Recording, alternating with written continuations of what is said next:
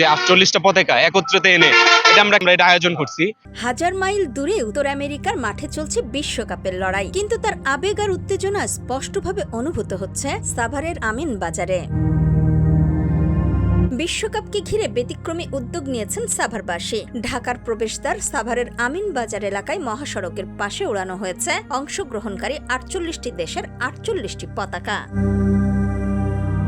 আমিন বাজারে প্রবেশ করলেই চোখে পড়ে রং বেরঙের পতাকার সারি, যা ফুটবল প্রেমীদের মধ্যে বাড়িয়ে দিয়েছে বিশ্বকাপের উত্তেজনা। আমাদের সাভার আমিন বাজার, আমরা এখানে সকল ভাই ব্রাদার মিলে এবার ফিফাতে যেহেতু ৪৮টা দেশ অংশগ্রহণ করছে, তো আমরা সব বড় ভাই ছোট ভাই আমরা সবাই একত্রে মিলে এটা একটা উদ্যোগ নিয়েছি যে ৪৮টা পতাকা একত্রিত এনে এটা আমরা একটা উৎসবমুখর ভাবে আমরা এটা আয়োজন করছি।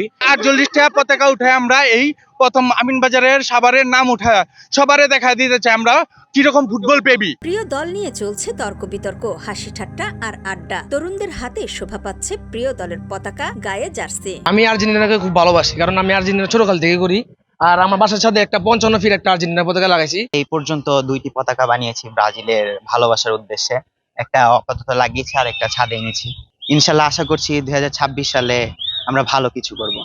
বিশ্বকাপের উন্মাদনায় ব্যবসায়ীরাও ব্যস্ত সময় পার করছেন। শিশু থেকে বৃদ্ধ সব বয়সী মানুষই কিনছেন প্রিয় দলের জার্সি ও পতাকা। কাপ পেলো কি পেলো না সেটা বড় কথা না, জিনিসটা হচ্ছে যে খেলার মধ্যে যদি আর্ট খুঁজতে যান, খেলার যে পরিচ্ছন্নতা সবকিছু মিলায় যে জিনিসটা, সেটা কিন্তু পাবেন হচ্ছে ব্রাজিলের খেলার মধ্যে।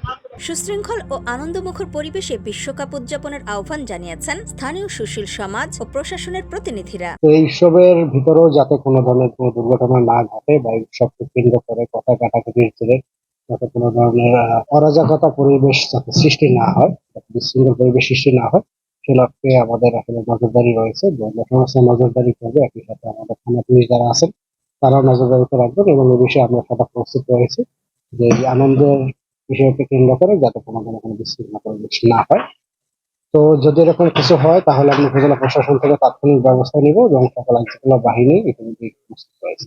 ৪৮ দেশের পতাকায় সাজানো এই প্রবেশদ্বার যেন জানান দিচ্ছে ফুটবল শুধু একটি খেলা নয়, এটি বিশ্বজুড়ে কোটি মানুষের আবেগ ও ভালোবাসার আরেক নাম। নিউজ ডেস্ক, সোনালী নিউজ।